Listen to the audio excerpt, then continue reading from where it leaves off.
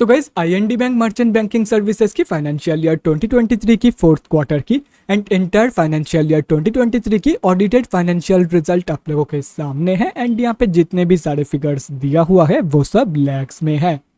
अभी देखो गाइस, यहाँ पे कंपनी की मार्च क्वार्टरली की रिजल्ट के साथ साथ इंटायर फाइनेंशियल ईयर 2023 का भी रिजल्ट दिया हुआ है। लेकिन सबसे पहले हम लोग इस कंपनी की मार्च क्वार्टरली की रिजल्ट के बारे में बात करेंगे, उसके बाद ही हम लोग एफवाई 2023 की रिजल्ट के बारे में डिस्कस करने वाले हैं।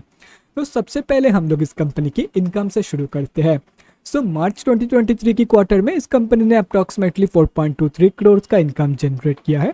और अगर ये दिसंबर 2022 की क्वार्टर एंड मार्च 2022 की क्वार्टर से कंपेयर किया जाए तो दिसंबर 2022 की क्वार्टर में इस कंपनी ने अप्रॉक्सीमेटली 5.41 करोड़ का इनकम जनरेट किया था एंड दिसंबर 2022 की क्वार्टर में अप्रॉक्सीमेटली 5.07 करोड़ का इनकम। तो आईएनडी बैंक मर्चेंट ने अनफॉर्चुनेटली बोथ केसेस में मार्च 2023 की क्वार्टर में, मतलब both quarter on quarter basis पे and year on year basis पे, दोनों के दोनों ही केसेस में एक नेगेटिव इनकम ग्रोथ यहाँ पे दिखाई है। तो अब अगर इस कंपनी की एक्सपेंसेस के बारे में बात करें तो मार्च 2023 की क्वार्टर में इस कंपनी ने अप्रॉक्सीमेटली 3.2 करोड़ का खर्चा किया है। दिसंबर 2022 के क्वार्टर में इस कंपनी ने अप्रॉक्सीमेटली 3.15 करोड़ का खर्चा किया था एंड मार्च 2022 के क्वार्टर में अप्रॉक्सीमेटली 3.3 करोड़ का खर्चा इस कंपनी ने किया था। तो अभी अगर यहाँ से इन तीनों क्वार्टर्स की नेट प्रॉफिट मार्जिन कैलकुलेट किया जाए तो मार्च 2022 की प्रॉफिट मार्जिन निकल के आ रही है समवेयर अराउंड 24.47%। दिसंबर 2022 की प्रॉफिट मार्जिन निकल के आ रही है समवेयर अराउंड 41.83% एंड मार्च 2022 की प्रॉफिट मार्जिन निकल के आ रही है समवेयर अराउंड 34.93% के आसपास। तो कंपनी की जो प्रॉफिट मार्जिन की ग्रोथ है वो भी कंपनी की इनकम ग्रोथ की तरह both quarter on quarter basis पे and year on year basis पे नेगेटिव में ही निकल के आ रही है। तो अभी अगर इस कंपनी की नेट प्रॉफिट मतलब प्रॉफिट आफ्टर टैक्स के बारे में बात करें तो मार्च 2023 की क्वार्टर में इस कंपनी ने अप्रॉक्सीमेटली 54.14 लाख का प्रॉफिट पोस्ट किया है। दिसंबर 2022 के क्वार्टर में इस कंपनी ने अप्रॉक्सीमेटली 1.75 करोड़ का प्रॉफिट पोस्ट किया था एंड मार्च 2022 के क्वार्टर में अप्रॉक्सीमेटली 1.18 करोड़ का प्रॉफिट इस कंपनी ने पोस्ट किया था। तो कंपनी की जो प्रॉफिट ग्रोथ है वो भी कंपनी की profit margin and income growth की तरह बहुत क्वार्टर ऑन क्वार्टर बेसिस पे and year on year basis पे नेगेटिव में ही निकल के आ रही है। और रही बात कंपनी की ईपीएस की मतलब अर्निंग्स पर इक्विटी शेयर की, तो मार्च 2023 की ईपीएस वैल्यू निकल के आ रही है 0.12 की। दिसंबर 2022 की ईपीएस वैल्यू निकल के आ रही है 0.39 की एंड मार्च 2022 की ईपीएस वैल्यू निकल के आ रही है 0.27 की। तो कंपनी की जो ईपीएस की ग्रोथ है वो भी कंपनी की बाकी ग्रोथ की तरह नेगेटिव में ही निकल के आ रही है, चाहे वो क्वार्टर ऑन क्वार्टर बेसिस के कंपैरिजन में देखा जाए या तो फिर ईयर ऑन ईयर बेसिस की।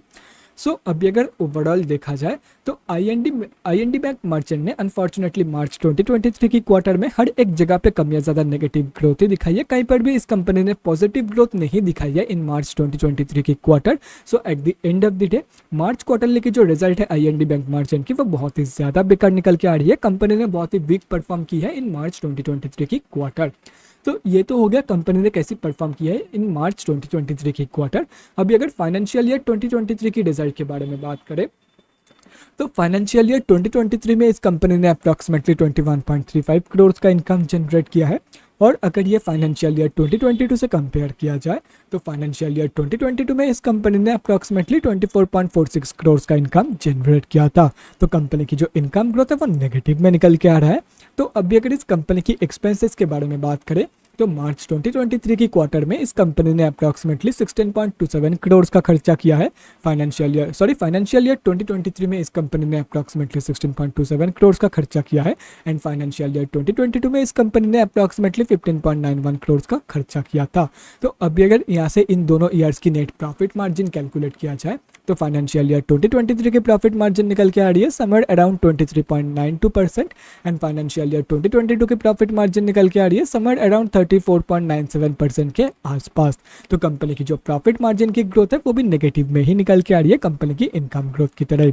अभी अगर कंपनी की नेट प्रॉफिट मतलब प्रॉफिट आफ्टर टैक्स के बारे में बात करें तो फाइनेंशियल ईयर 2023 में इस कंपनी ने अप्रॉक्सीमेटली 3.5 करोड़ का प्रॉफिट पोस्ट किया है एंड एफआई 2022 में इस कंपनी ने अप्रॉक्सीमेटली 6.96 करोड़ का प्रॉफिट पोस्ट किया था। तो कंपनी की जो प्रॉफिट ग्रोथ है वो भी कंपनी की profit margin and income growth की तरह नेगेटिव में निकल के आ रही है। और रही बात कंपनी की ईपीएस की मतलब अर्निंग्स पर इक्विटी शेयर की, तो फाइनेंशियल ईयर 2023 की ईपीएस वैल्यू निकल के आ रही है 0.79 की एंड फाइनेंशियल ईयर 2022 की ईपीएस वैल्यू निकल के आ रही है 1.57 की। तो कंपनी की जो ईपीएस की ग्रोथ है वो भी कंपनी की बाकी ग्रोथ की तरह नेगेटिव में निकल के आ रही है एफवाई 2022 के कंपेरिजन में।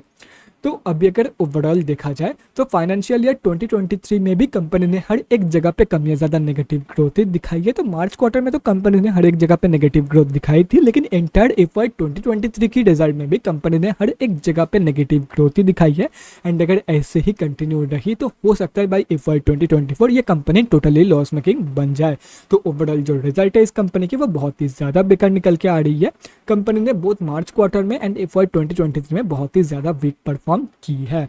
तो guys that's it for this video. अगले वीडियो में मिलते हैं guys. Thanks for watching and stay safe.